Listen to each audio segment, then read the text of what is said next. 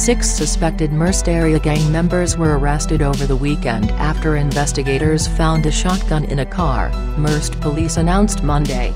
Gang investigators on Saturday arrested Jesus Alonso, 18, Rafael Castillo, 23, Nicolas Iniguez, 21, Johnny Cardenas, 30, Eduardo Munoz, 23, and Daniel Godoy, 27. All 6 were booked into the Merced County Jail on suspicion of weapons and gang allegations.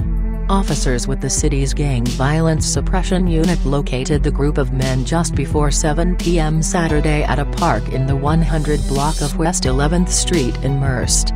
Officers searched Alonso and his vehicle and located a shotgun and ammunition, police said in a statement.